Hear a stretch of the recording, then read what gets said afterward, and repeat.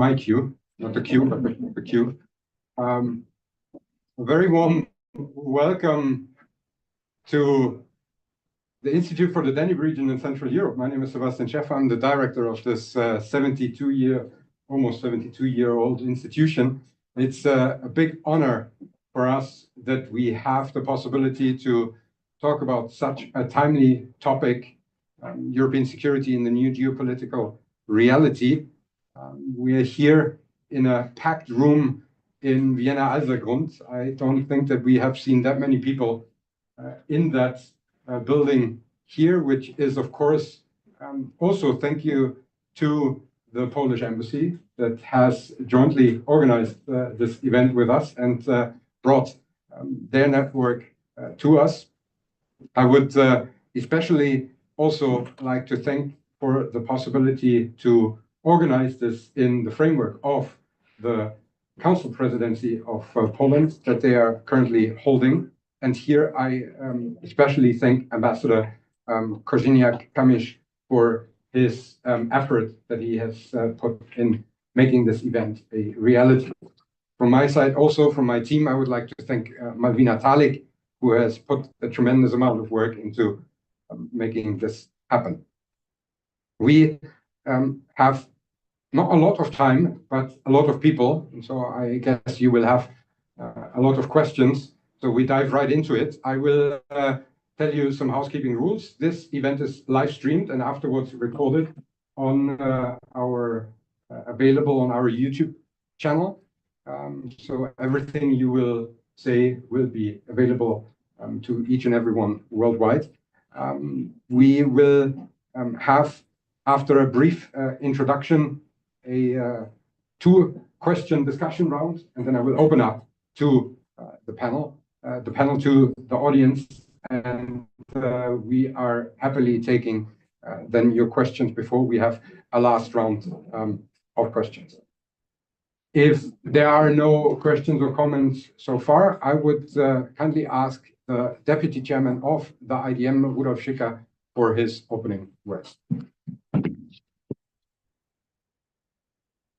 Thank you very much, Sebastian. Ladies and gentlemen, dear Excellencies, it's a great honor for our institute that we meet so many people. The last time we had a discussion on the presidency of another country, I don't mention the name, where we were 5 of us. So I think there's a much more interest in this discussion we'll have this afternoon, this evening. But first of all, let me tell you that the Institute for the Danube region and Central Europe is a pretty old institution. It was founded in 1953. You can see it on the wall. It was founded in Salzburg and moved to Vienna in, I think, 56, 57.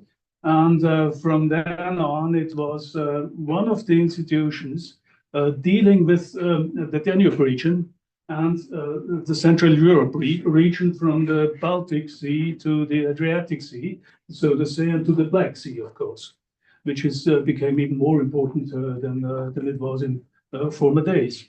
And it also covers the 2 macro-regional strategies of the European Union, which were the first to be founded, the one in the Baltic region, and the other one alongside the Danube region program. And both these macro-regional activities of the European Union, they meet somewhere in Poland. That's the Tatra, because Poland also has a short bit of the Danube catchment area. And so I know that Poland wanted to become part of the Danube region strategy also, but I think it doesn't make much sense to be part of 3 or 4 or 5 macro-regional activities. There is much more focus to be led on the Ukraine subject and on what should be changed on the European level that Europe should become a more integrated and more self-reliant state, not state, sorry, but reliant states, and a group of states that is hopefully built under very much pressure nowadays. I'm very happy that we have this afternoon, and I would like to ask Sebastian Schäfer to lead the discussion. And thank you very much for all of you to come to our organization.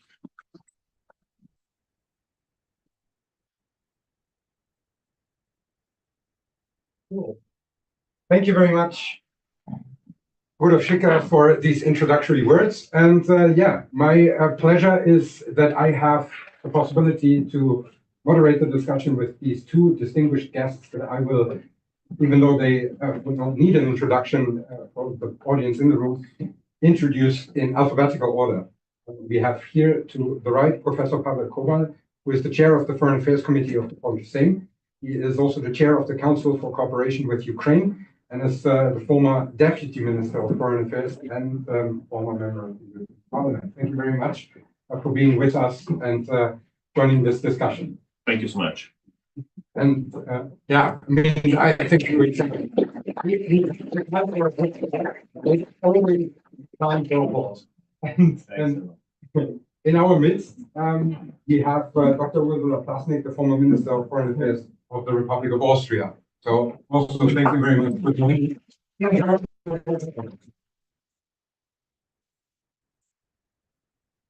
So European security in a new geopolitical reality is, of course, a very timely topic, but also a very strange reality that we find ourselves in that we probably wouldn't have imagined.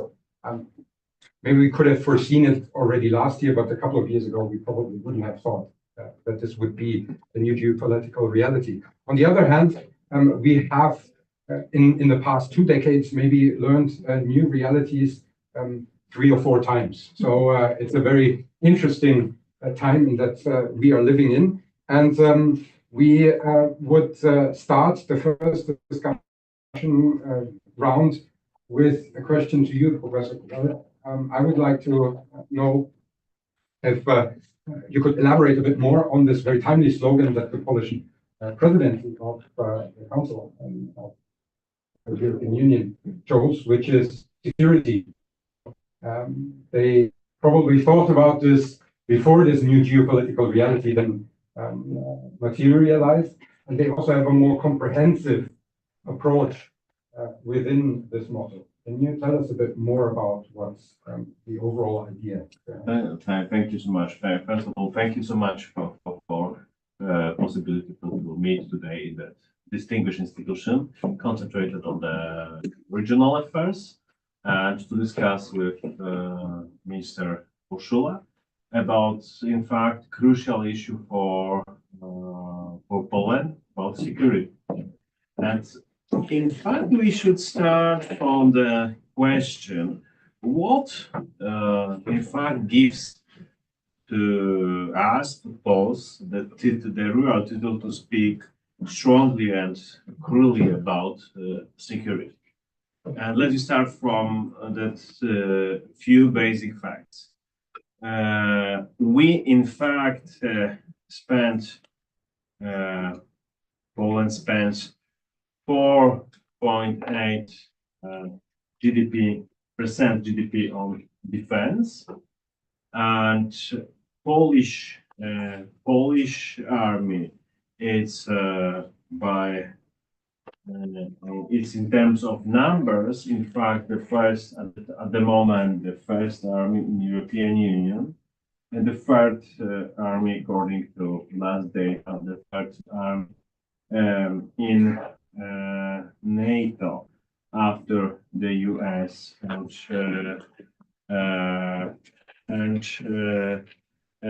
Turkey. And 3 elements it will be important to mark to both.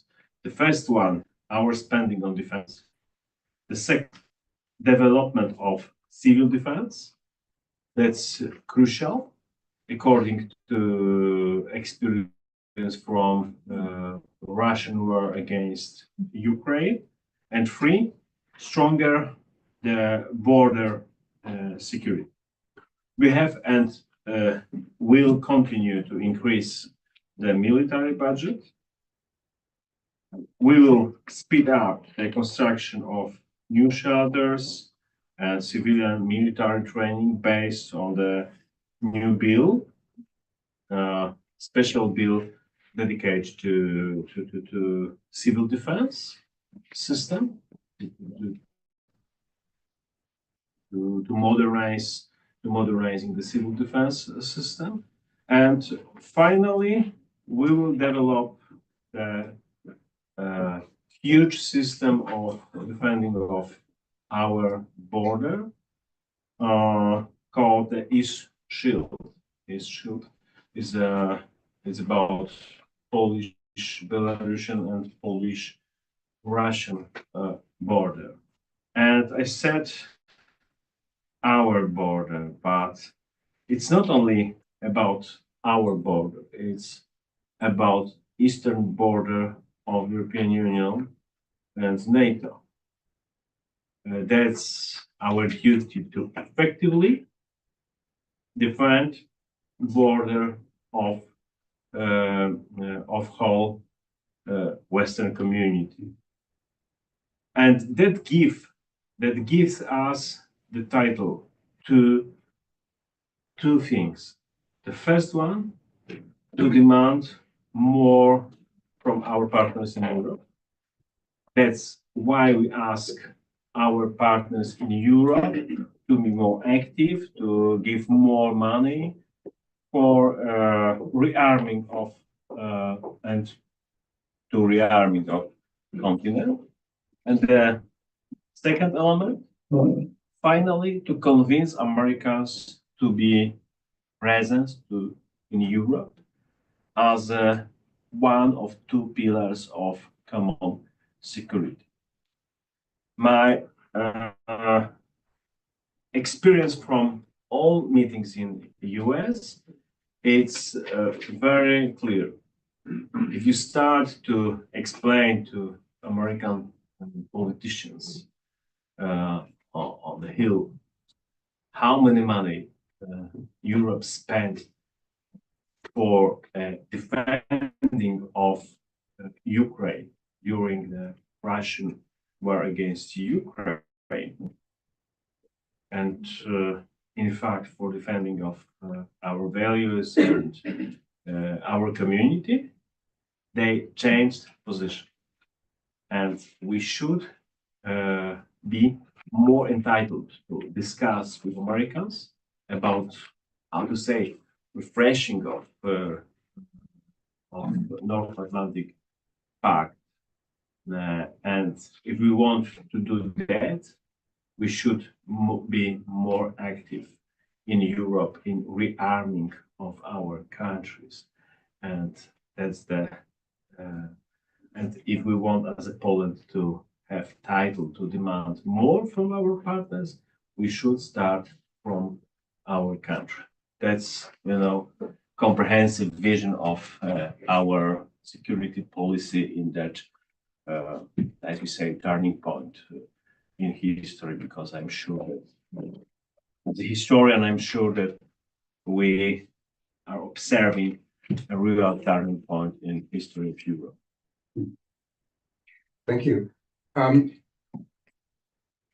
Plasnik, when we look back at your tenure as foreign minister, you also were having a council presidency in Austria. The situation was also challenging, but in a different way. But, shortly after the negative referenda that happened on the constitutional treaty for Europe in France and the Netherlands. And the motto back then was give Europe a new impetus. Could you imagine that a future council presidency Austrian council presidency would focus on security? Absolutely, yes. Let's go back for a moment. When we look at history, at the first Austrian presidency of the European Union, that was the second half of 1998. And this was where, when we talk about Europe in terms of security, we had an ongoing difficult situation in the Balkans. I distinctly remember I was the chief of staff of the then foreign minister and vice prime minister Wolfgang Schützer, and I have two distinct memories of that moment. One was in terms of the Russian economy, and the second was what some later called Operation Hufeisen, which was the ethnic cleansing in Kosovo, and the later preparation for the intervention that we saw in the beginning of '99. So security was an issue, geopolitics was an issue, and was of some people's minds. We were spoiled in the sense of being able to dedicate too much time increasing our own prosperity and extending the social state, what we call the social state.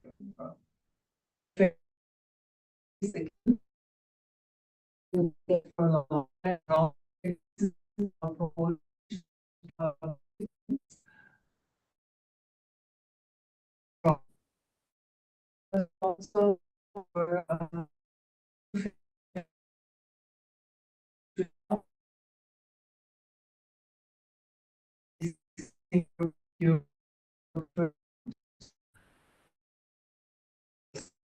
it's not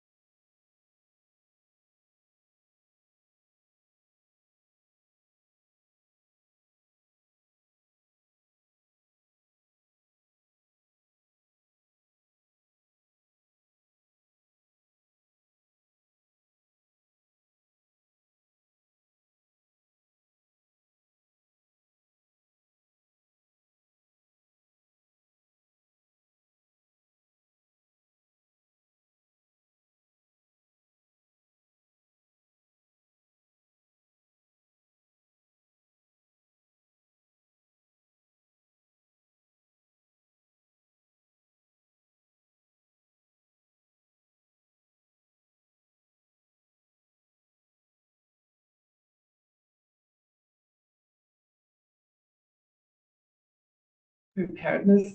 I must say I do not personally like the expression of rearming. And in German, it sounds even more terrible. It's Aufrüstung, which sounds as if you had aggressive intention, which is of course not the case. So I prefer to talk about establishing the capacity for self-defense, because this is what it's all about. Austria is not capable of defending itself on its own. That sounds surprising, but ask any military expert, that's what the factual situation is like. And it even applies to Europe. Europe is not capable of defending itself. So we better have a look at facts. We better have a look at realities than continue to prevent ourselves from so. I hope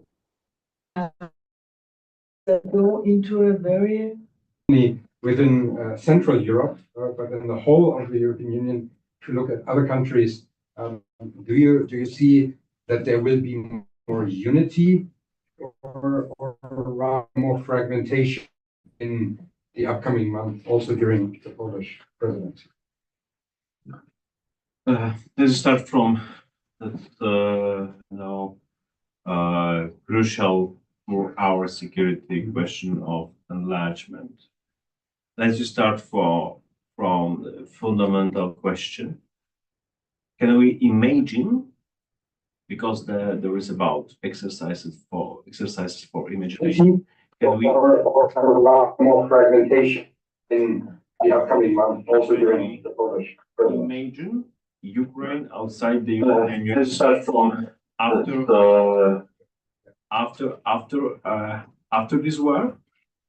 That's a crucial. Let me consider this topic from the point of view of Poland or Austria, and let's imagine Ukraine after war. 3, 5, 6, maybe 7 million Ukrainians abroad, outside of Ukraine. A large number of dead at the front. A huge scale of people, of population affected by the loss of family members. A large number of weapons in private hands. A huge scale of corruption, oligarchization, etc. Could we imagine that kind of country in Central Europe, close to Austria, Slovak, Poland, etc.? It's impossible. Only one way for solution of that situation, which I see, is a kind of we should figure out a completely new way of the solution of that situation based on the 3 parallel processes: modernization, rebuilding. But I'm not sure that the word rebuilding is the right word. Maybe we should think in category. Americans will like the word recovery. And the third process is enlargement. And the crucial, it will be to involve Ukrainian society, Ukrainian statehood into all European processes of after-war processes. And it's not about money. It's about law. It's about rules of law. It's about our common history. I could compare that processes of enlargement with the processes of acceptation of Magdeburg law in the Middle Ages in history. You know, the same pattern of rules, the same pattern of law, the same pattern of values. That's a question why we understand the process of enlargement as one of crucial element of guarantees for prosperity for whole Central Europe after war. It's also question of security guarantees. We should discuss parallelly about military guarantees and also guarantees for peaceful and for peaceful development for Ukrainian society after war in that condition which I described 2 minutes ago. That's the question. Why, from my point of view, we should understand the real needs to speed up the processes of negotiation and enlargement. By the way, not only in context of Ukraine, but also in context of Western Balkans. Do you see that? I'm opening up in a minute for questions from the audience, so prepare yourself. But do you think that there will be a common approach with all EU member states to the necessary steps that you just mentioned? That's about political process. Today, many people don't understand in Portugal or Spain or I don't know where why that's important for security and for the right way of development of society. But our role as a politician is to explain, to present a realistic approach, to inform our general part. And that's also part of our role in Europe as a relatively new members, so Poland and Central European countries, to explain that Ukraine should be part of common system of law, of single market, etc., etc. If we want to support a real way of development of that society, I mean Ukrainian society, and it's a fact that Ukrainian society is extremely active society, a pro-European society, and of course we could go. We could create kind of, as we say, Georgian scenario. And if Ukrainians will ask us for opening the door, and we will try to create an imitation of negotiation, we will go straight to Georgian scenario afterward. And that's my thing. Thank you. Of course. I would add, I mean, there's also, because in all that you have mentioned, there's always the point that after the war, are we even close in such a direction? It's about it, of course, about situation after the whole phase of that war. That's the question: which type of peace we'll have on the end of the day? Only ceasefire, of kind of American style instant peace, or real peace after the serious negotiation and with respect to international law. That's the question, of course, but I guess that we'll come back to that topic during discussion. Well, I wanted to join you in and add maybe one or two aspects. One is that whichever way we look at the near future, what you have been trying to explain to us and to sort of give a sketch of is the task ahead. And we better face it now. We start facing it now because Ukraine has a political commitment from all of us, from the European Union. This is going to be a new kind of process and more challenging than anything we've had in the past. So we could be aware of that. And you have pointed to some of the difficulties. Coming back to your question of after the war, of course, the real tragedy is that Europe is not at the table when this peace is being, or this ceasefire, whatever it will be, is being negotiated, and this is part of our security. Czech President Petr Paweł has really put it in a very simple matter. He has said Ukraine is not. He said Ukraine is not about Ukraine only, but it's about European security. So European security is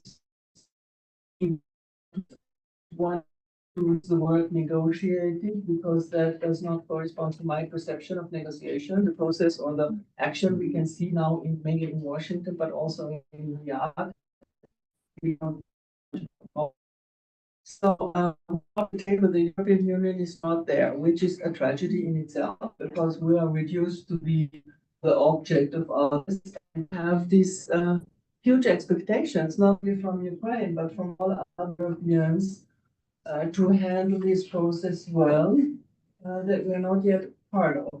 So if we can handle ourselves without further input, if that is true. I'm putting a question mark here because without American security guarantees, I do not really see a full-scale agreement here possible.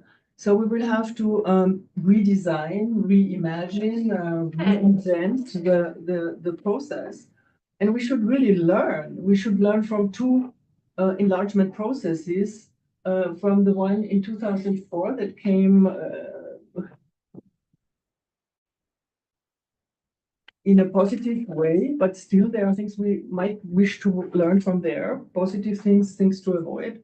And the Western Balkans, we should not and we cannot afford to forget about the Western Balkans. We have obviously committed a lot of errors and a lot of mistakes, not only on the side of the countries concerned, but also on the European side. And unless we really go into that quickly, and find out what went wrong and what could be improved and what we could do better, they may be sidetracked. And this is exactly not the situation we want from the security policy point of view, not from Austria, but I imagine not from Poland either. And what we see is a very diverse security policy landscape in the discussions now in Brussels. If you take the Baltic countries, you take Poland, and then come to the Czech Republic, you have Hungary playing a very difficult role for the rest of us, I must say it openly. And then you go into the Balkans, where I'm not sure that what's happening now in some of the parts is conducive to an easygoing enlargement process. So we will have to be aware that this is a region, Central Europe. We have the habit of calling it Central Europe. I have added now the BABA dimension, which is the Baltic states and the Balkan states, to sort of expand our own imaginaire on what we are talking about, because we're not only talking about Austria and Poland and the Czech Republic and Slovakia and Hungary. So we have a certain amount of diversity to manage here. And we should learn the lessons and make a serious effort. And the last point I wanted to raise is that I think Europe and European governments have a huge effort of communication in front of them, which must be addressed because we have to act rapidly, but we also have to explain to our population. We have to explain what security policy is about, why we need to stick together, why it is important to act now in solidarity and in unity. Whether this unity is going to be fully possible, we all don't know. But we should not neglect the effort to sort of fight back our place at the table. Europe must be at the table where things are decided that concern Europe. That is my deep conviction. We have not been very successful in that round, but that does not exclude us from coming into this process with all the advantages we have to offer. Thank you. If I may to add a few words only, I think that the crucial age to start the real serious process of negotiations during the Polish presidency, which we opened two clusters. Cluster fundamentals, the sixth cluster, remember, external relations, and we should explain to our Ukrainian partners that the process of negotiation will takes a minimum few years. That's clear. But from the political point of view, from the point of view of development of Ukrainian society, the crucial is to do not imitate that European processes, and to understand that also process of negotiation, it's a best solution for that kind of problems, crucial problems for Ukrainian political and social life, like corruption and oligarchization. I mean, of course, we're trying to present kind of middle term or strategic vision, but that would be crucial from the first days after stop the hostilities, to be very clear and understandable for Ukrainian society, European scenario. Of course, strategic scenario, not for 1-2 years. Yeah, and this is also an important part of confidence building, because we Yes, need confidence building, a large scale confidence building for investment to come in, for economic operators to be persuaded to invest in Ukraine, to find partnerships and to leave behind them in a credible way. I would like A to track record. underline that element, confidence building, without that element, and without that clear way to European Union based on that confidence, there is no possibility to ask real investors to be present in Ukraine. That's my experience from many meetings and discussions. Can I see a show of hands where questions are? Okay, very good. Thank you. Just to add to what you have been saying with regards to enlargement, I mean, we sort of have unlearned also how to bring that forward, because I mean, we did an analysis last year here at IDM. The average negotiation time in all, only negotiation, not application and then joining, but only the average negotiation time is 3.5 years. The longest time it took was with Portugal. Funnily enough, with the UK, took longer the UK to get out of the European Union than into the European Union. But you know, it's 3.5 years is good. We have a very specific situation. Just a point of clarification: if you mentioned now these challenges with regards to opening cluster 1 and 6 regarding Ukraine during the presidency, do you think that this is also would be possible, for instance, with Moldova and Western Balkan countries? I'm not. Probably the same situation in Moldova. I'm not an expert. Right. Yeah. Thank you. Okay, so we have here. Can you please state your name and direct a clear question to one of our panelists? Yeah, I meant you. Okay. Yeah. Stand up if you like. Sure. So my name is Jun Saito, and my question is: should the Europe or EU should at the table of the negotiation about the future of Ukraine?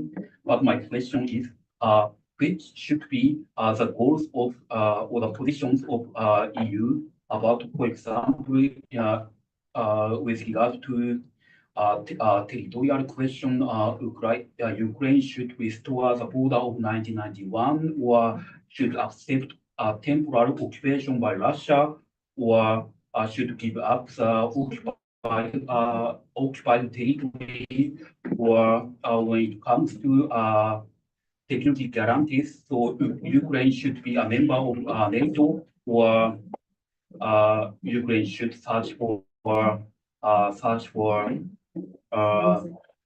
alternative security guarantee. And the second short question is how should react Europe or also Austria to react to clear tendency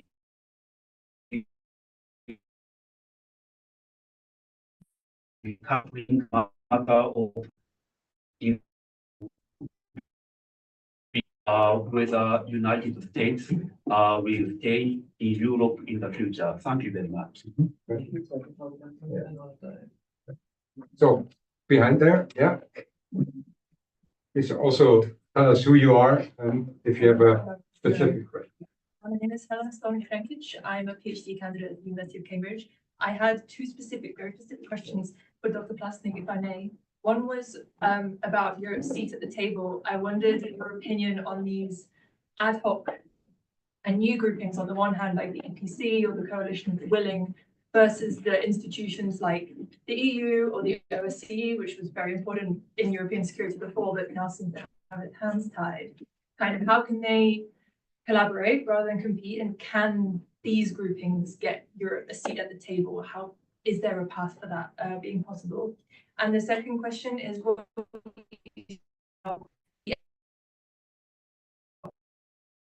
so which because Britain suggests the population is not really understanding of the situation.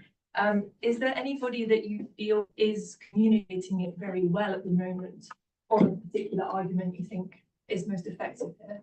Thank you. Thank you very much. So now that the ice is broken, you can think of other questions, but we will get some first round of answers. The question is the fact about the role of international law. That's absolutely fundamental for our national interest.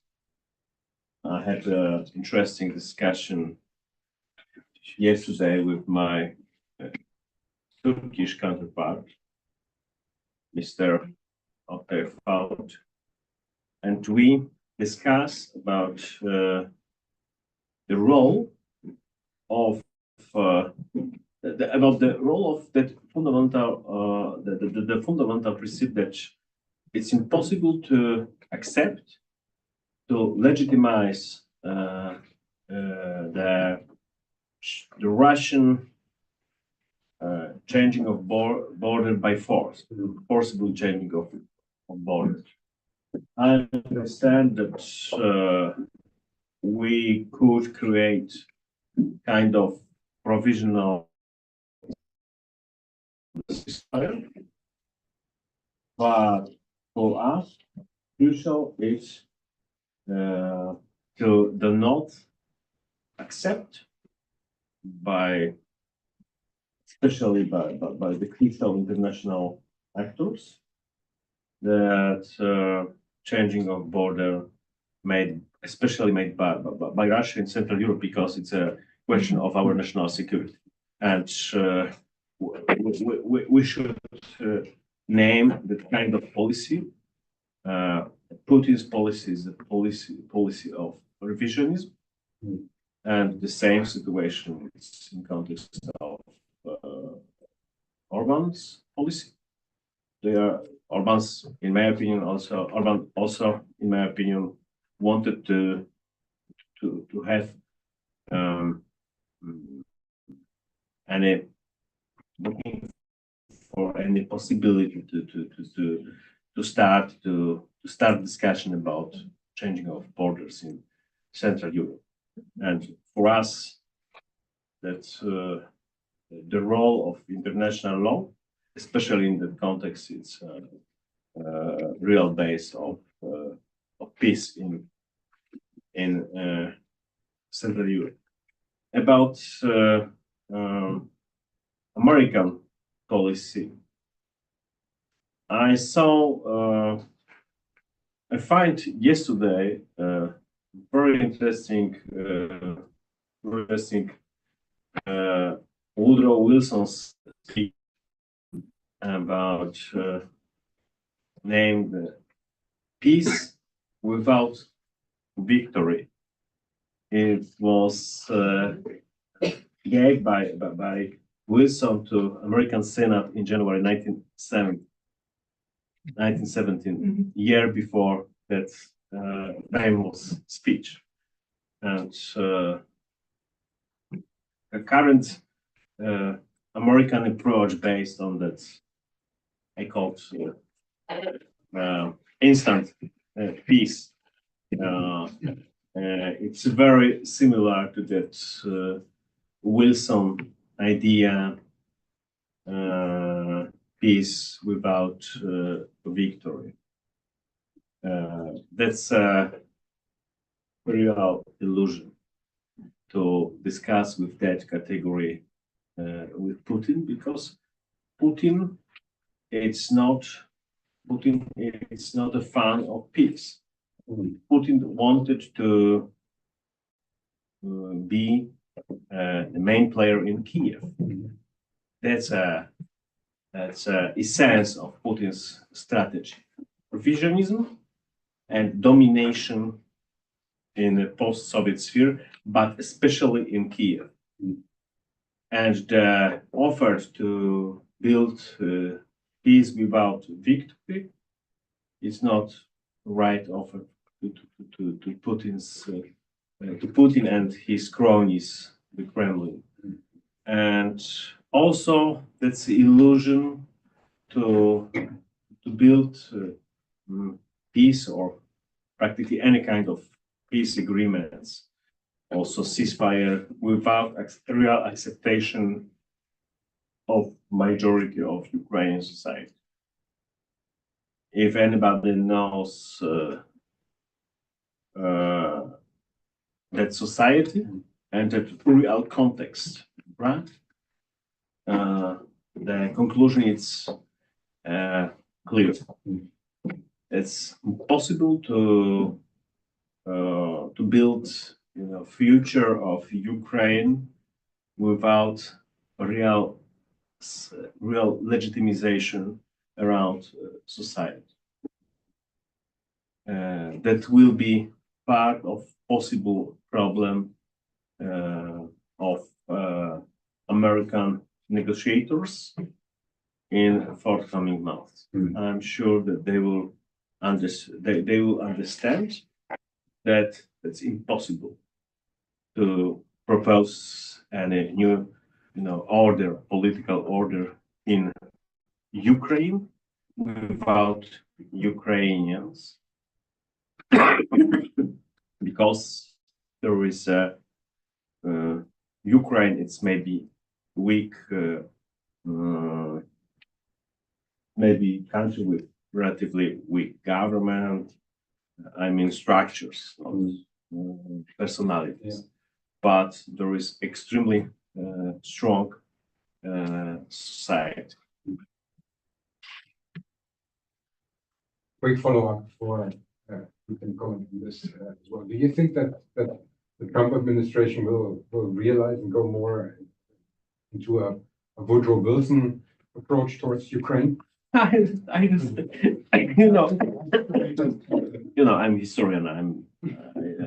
Every time I'm looking for history to find ways to understand more from politics.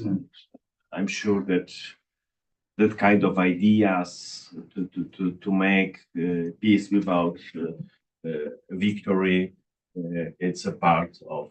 It's not new. It's a element. It's also element of American tradition, like supporting for Russia in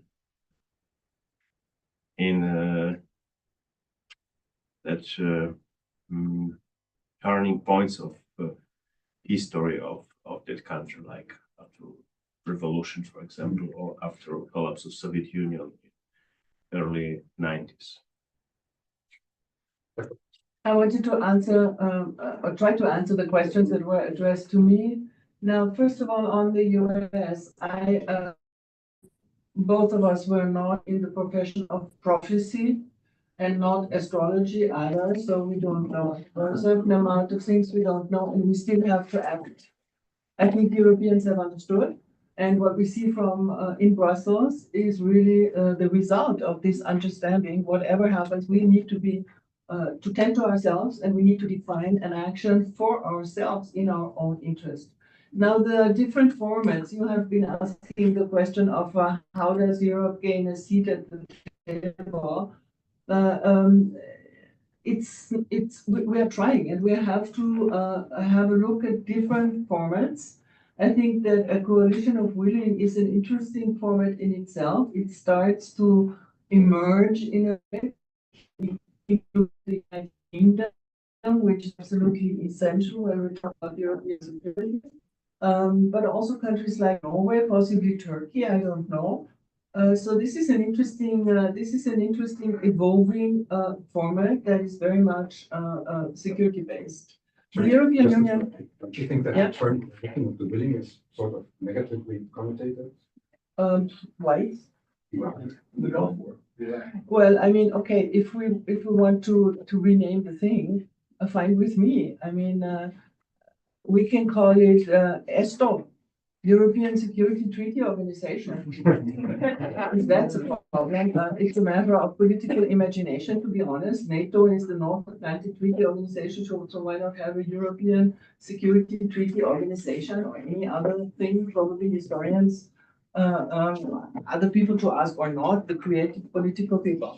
So let's forget about let's call it ESTO. I like it. That is one of the possibilities. On the European side, EU side, we have seen that we can only go so far when it comes to unanimity and unity on how to deal with Ukraine. That is a fact.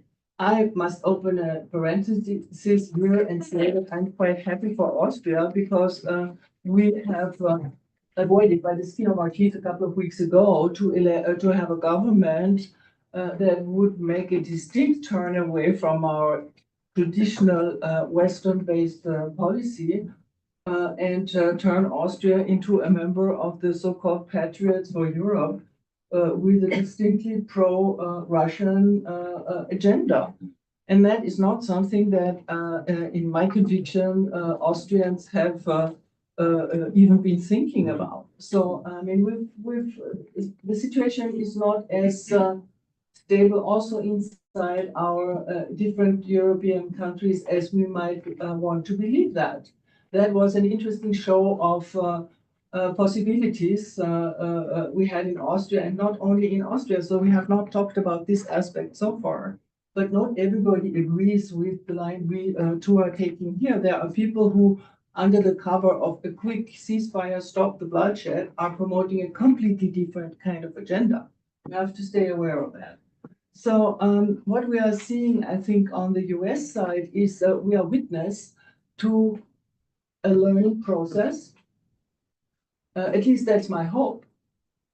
Because from the 24-hour quick fix, instant peace in Ukraine, we have, or not we, but the Trump administration has been moving into all kinds of other directions, I hope, at least. So maybe there is a growing awareness that things are not as simple as they might look to a certain type of deal-making character. And I suppose that this is the moment where European experience and European know-how, including the diplomatic trade and the negotiating trade, can be of help and might be considered useful. Because after all, and you, Professor, have pointed to the essential role of law of the European Union as a legal union, a union of the law. The EU is really the best practice example of multilateralism and of a union. It's built on law. It protects smaller, it gives extra weight to smaller countries. This is part of the bargain in order to stay together, in order to keep the unity. And I think that is really a fascinating political technology, if I may say so. And we should not abandon this at all. Quite on the contrary, this is going to be a USP for the Europeans in the global village, because not everybody agrees with what we see now on both in Moscow and to a certain extent probably in Washington. So I think it might be very interesting, this specific European experience that we have, to bring that to the table. And there is certainly one part which Europeans will have a major stake in, and that's the rebuilding or the recovery of Ukraine, which will have to be synchronized with the accession procedure. That is part of the huge political and factual challenge that we are all facing now. And one point I wanted to make also is when we talk about ceasefire, I mean, the whole thing is really complex, as anybody who's been involved in this type of negotiation knows.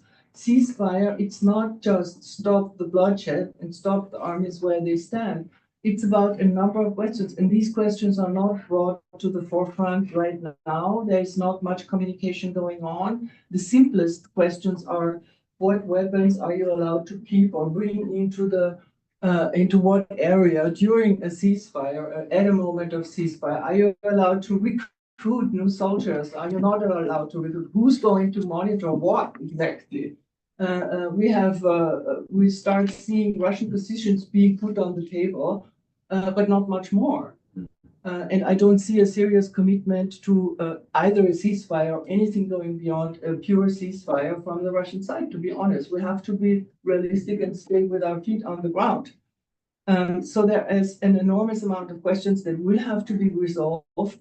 And my hope is, and I hope it's more than a hope, that we can be very useful. Our experience can be usefully added to what is taking place in front of our eyes, and which I refuse to call negotiations, because for me it's not about trying to find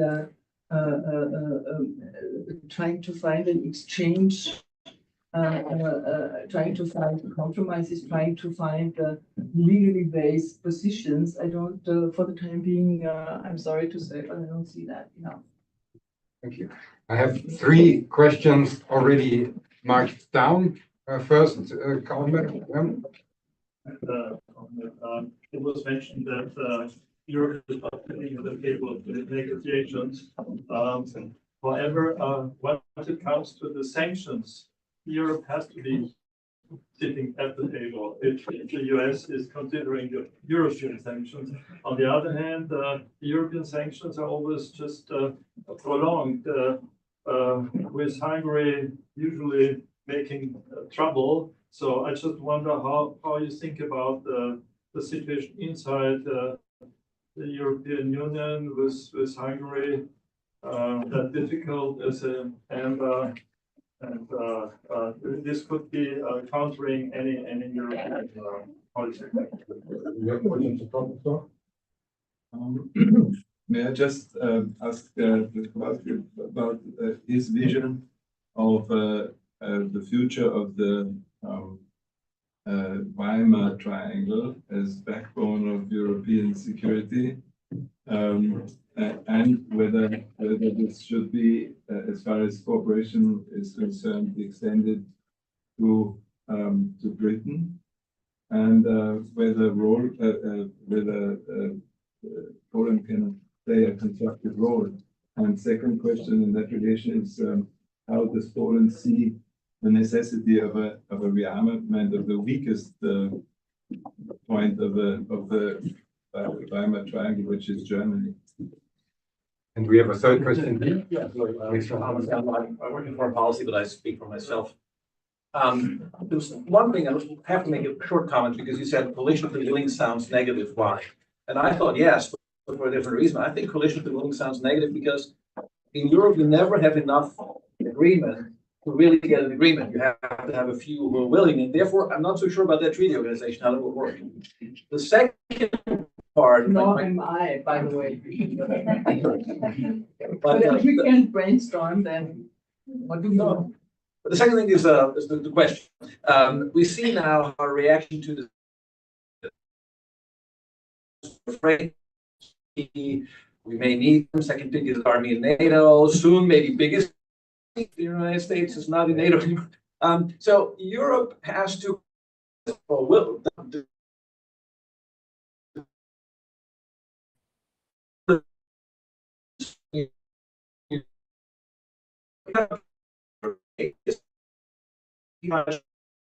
can we be Okay, we'll take.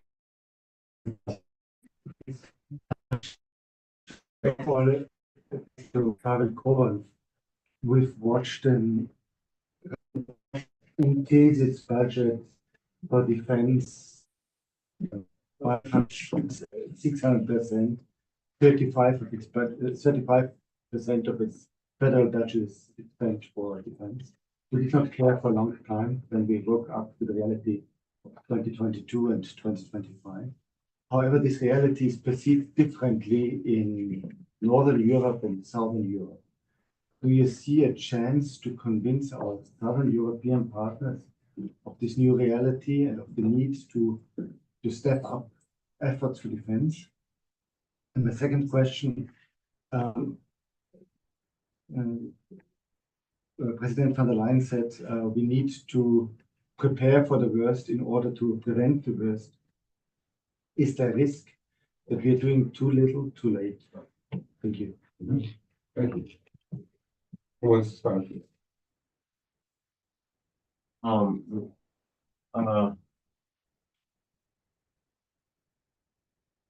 Weimar Triangle and the German context, and I would like to only one aspect I would like to underline the legal changes made by Bundestag in context of rearming, rebuilding of Bundeswehr, and allocation of the big money for rearming of Germany. I'm not sure that of course all parts of new German coalition will enthusiastic about that changes, but I'm sure that new Bundeskanzler will try to realize that absolutely new and huge plan for rebuilding of military forces of Germany. And of course, if we will try to rebuild the real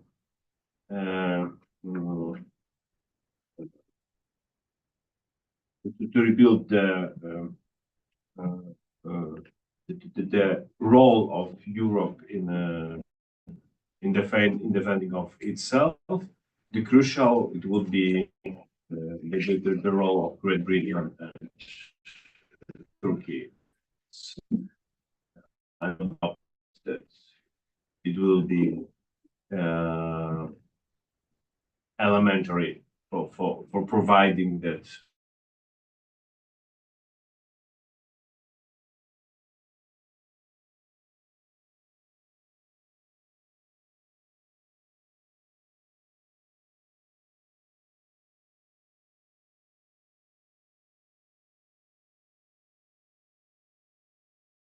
In the last few years, the start of processes of real de-imperialization of the Russian structures. And if I see any problems any real problem in that initial stages of new American administration policy. That's only that problem, which they give one more chance to put into play kind of regular role of that international on the international theater as a kind of normal regular act. That's the problem, because if we see for the processes, I'm sure that that scale of military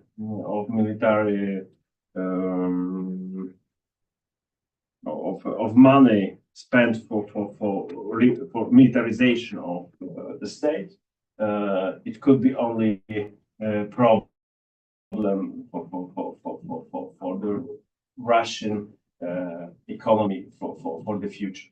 And according to data, according to information which we have about Russian economy, we could say openly that Putin started the real process, final disintegration of Russian Federation.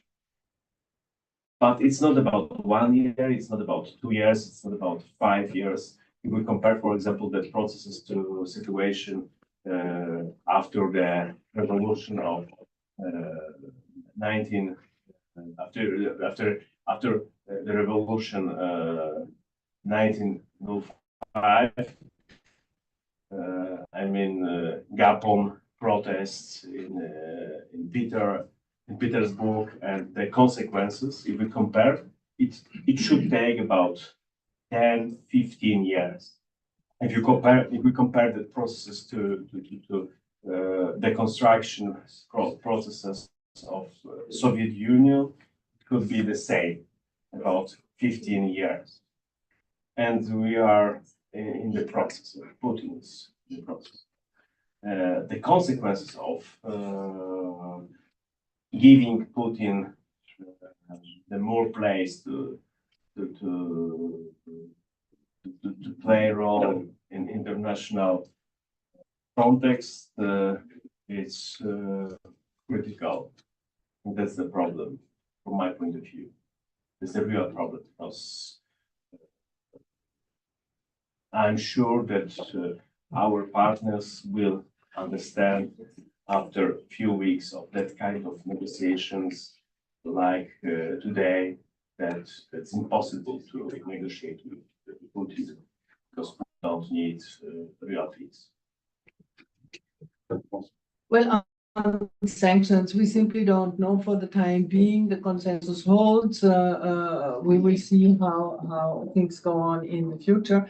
We always have to deal inside the European Union, as in any family or any group of people, with what about those who don't share the mainstream attitude? I mean, this is nothing new, and it's nothing new inside the European Union. It's a constant effort. I believe it's worth trying. We've seen with the latest policy on Ukraine, policy declarations by the European Council, that this was a declaration of 25 to 26 countries, which means -1. Now, I prefer -1. It gets critical when it's -2, -3. I don't know what happens next, but I don't see any indications for that. We Europeans shouldn't try to scare ourselves. We should try to get organized, and we should try to be a bit more confident about the future and our own capacity to act and to act together. I come to one question I have, I still owe you the answer, which is about political communication, and is there a best practice example? This is what you asked me. I thought about it. From my point of view, as a neutral country, I think that Sweden and Finland both have a very good communication policy, and they've had it for a long time. because they have been in a constant exchange and dialogue more than we with their own population, including civil protection and including security questions of the general nature. I think we could learn a lot from how they kept the security policy discussion alive and in people's minds. Now, you might argue this is a different geographical situations, but I think political communication, we can learn from each other. Swedes and Finns are no aliens.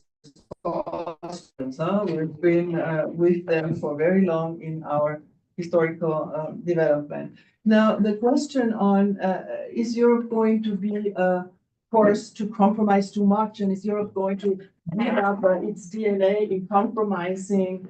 I find very interesting, and especially the way you have formulated it. Can we be Europe without the US? That is really thrilling as a question.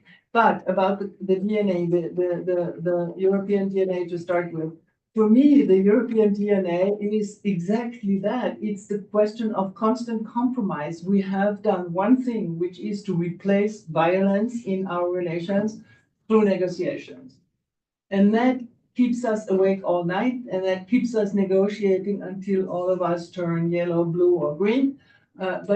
We have, for 70 years now, we have the proof that it can function, it can work, it worked for us. Maybe for too long, we've had the dream that if it works for us, it can work for others, it must work for others. That was a little bit my personal dream, I thought, and that of many colleagues working with me. You know, if it works so well for us, why shouldn't it work with Russia? Why shouldn't it work with other parts of the world? Why isn't there let's say, a process like the OSCE for the Middle East, where everybody can sit at the table and put their input, bring their input, and establish the 10 principles of the Helsinki Final Act, including the inviolability of frontiers. So, can we be so compromise, and where is the border of compromise? I don't see that there is any danger as of now that we give up our DNA. Can we be Europe without the US is quite an interesting geopolitical question, and one where there is no definite answer for now, because we now find out that this is like a marriage contract. It means, do you want this? Do I want this? Can I imagine a future without you? Is it technically feasible? Is it politically, does it make sense? Or do we have to prepare for it because one of the partner has moved out of the house? That is a thrilling kind of, analytical question. It leads to the question, of course, who is the West?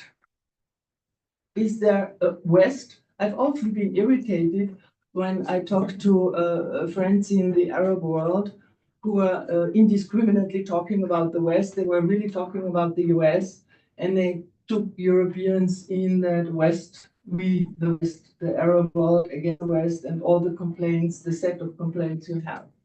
So this is an interesting conversation, I think. Who wants to be the West?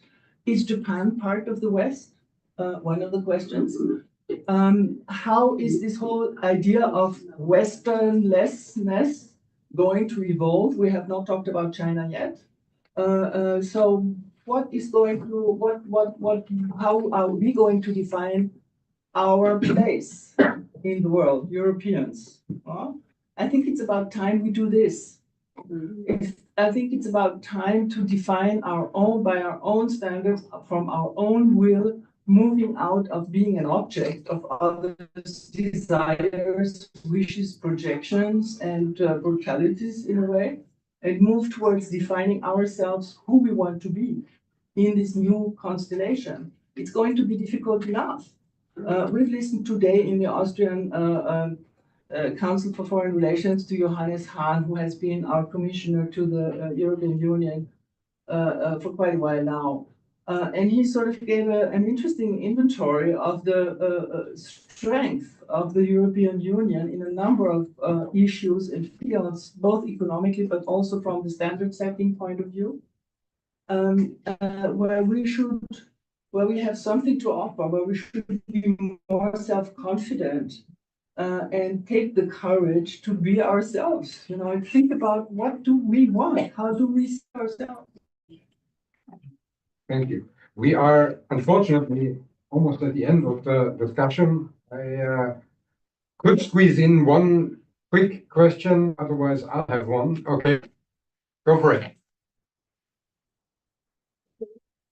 Can you introduce yourself quickly?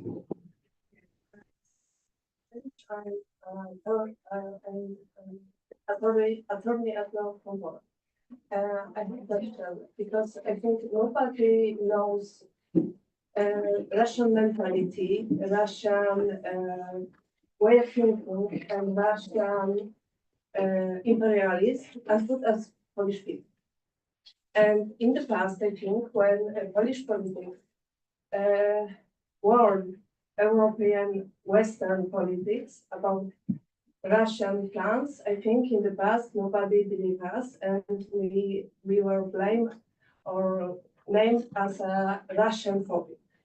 And now we have a very visible proof that Russia wants to destroy democracy too much.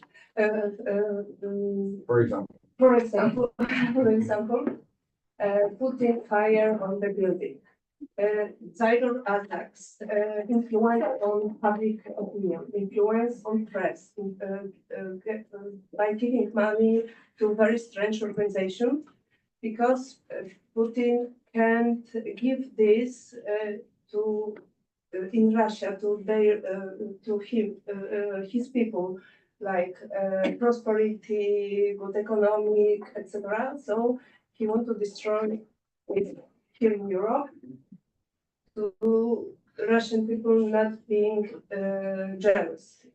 So my question is if something change in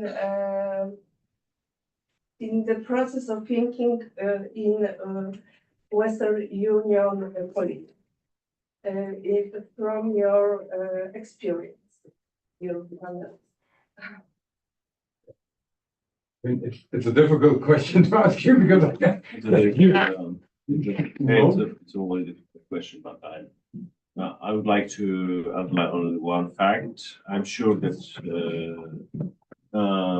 after possible ceasefire, instant peace, or real peace, Putin will start target Poland and Central Europe because that's he's obsessed on Poland, on the Polish role, on the role in political mobilization of the world after full-scale invasion, and that's the problem for all of us, that Putin will organize diplomatic actions about Poland, about also information wars, etc., etc. That would be for sure, and we should be ready for that kind of attacks of Russian propaganda, Russian with using of economic sources, etc., etc., and that would be big challenge for all of us after stop hostilities, after stop that hot phase of war. It will concentrate on the processes of destroying of European unity more than before, and also he will concentrate on the destroying of transatlantic links, transatlantic relations, and that's for 100%.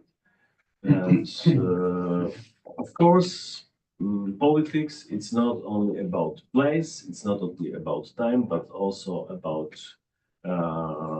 dynamics. And we'll see how we'll develop situations. for example,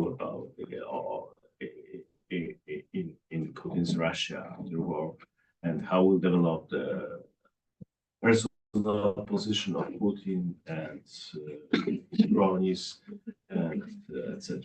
So what you're saying is essentially Ukraine right now, as long as they keep fighting, they're also defending us from being more targeted by Russian industry. Yes, Huh? from their point of view, the problem is, the perception is a queen of politics every time, and I'm sure that Putin's perception is that we stopped their way to dominate in Kiev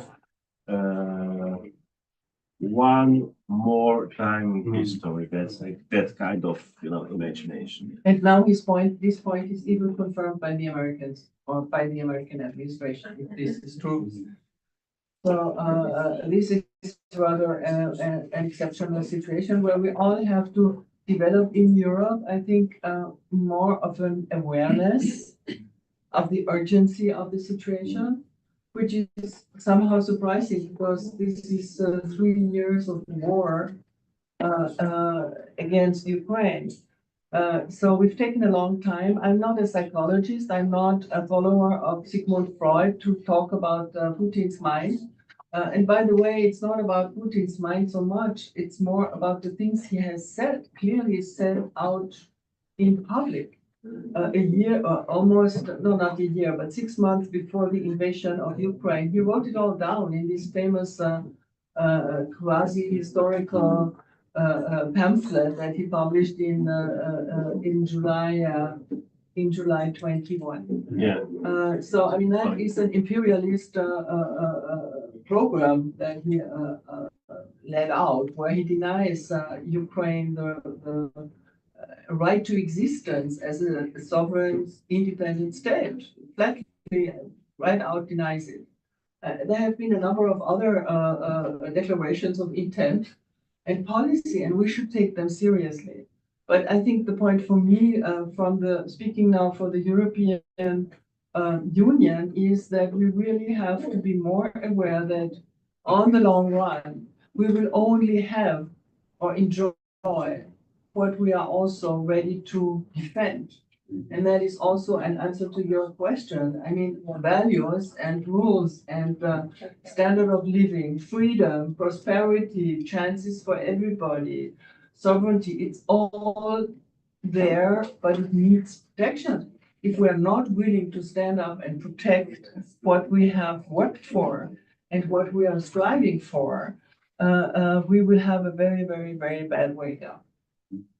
I mean, just a couple of days ago, the huge disinformation campaign coming from the Russian Federation in Austria was uncovered, and the discussion about this don't exist in normal. Yeah. But yeah, but it was important that it's maybe Vienna is a good place to discuss about espionage. right. But that's about very simple interpretation of the very open declarations made by Putin. Putin wanted to decide about religion, about rites, about kind of rites of Orthodox Church in Ukraine. He wanted to decide about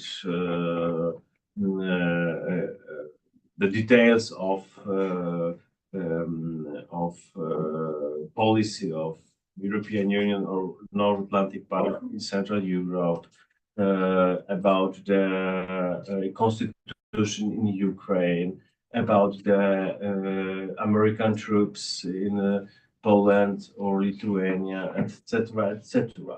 That's the problem. That he tried to rebuild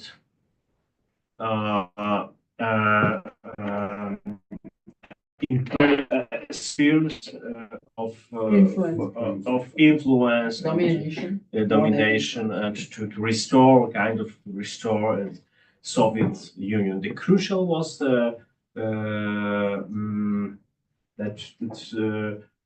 declaration of Putin that the main problem, main loss in history of Russia was the process of contraction, collapse of the Soviet Union. That's the key to understand that type of policy of revisionism, historical revisionism. So less Kremlinology, but just look at what is actually happening. Take it for face value. Thank you very much. Thank you very much for the discussion. Thank you very much to our panelists, of course, but also to the audience for the questions. I learned a lot today. I think that we need to brainstorm a lot more about terminology. We should probably not talk about rearm, but rather self-defense. I also learned that it will be very important that we have a seat at the table, but we also will, as Europeans in the future, we also might have to think about what kind of table that will be. Last but not least, I also learned a new term. I knew NCEE for Northern, Central, and Eastern Europe, but I learned now the Baba dimension, which I personally value very much because I believe now that my son was trying to say that to me for the past weeks, and I misunderstood.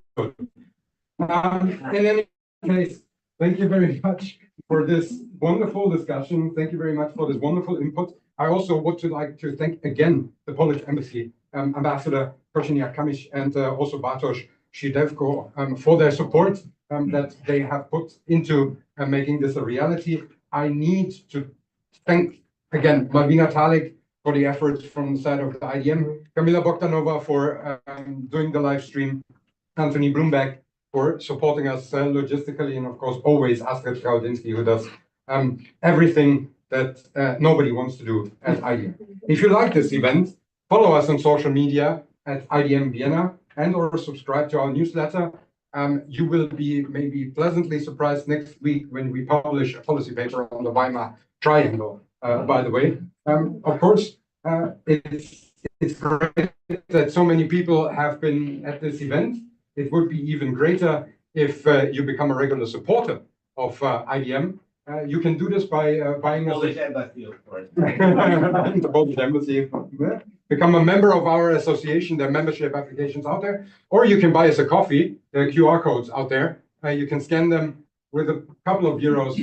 You can support us and help continuing our mission. And now I would like to invite you to a reception that again the Polish Embassy has kindly provided. You'll find it outside. Grab something and then spread it out throughout the facility.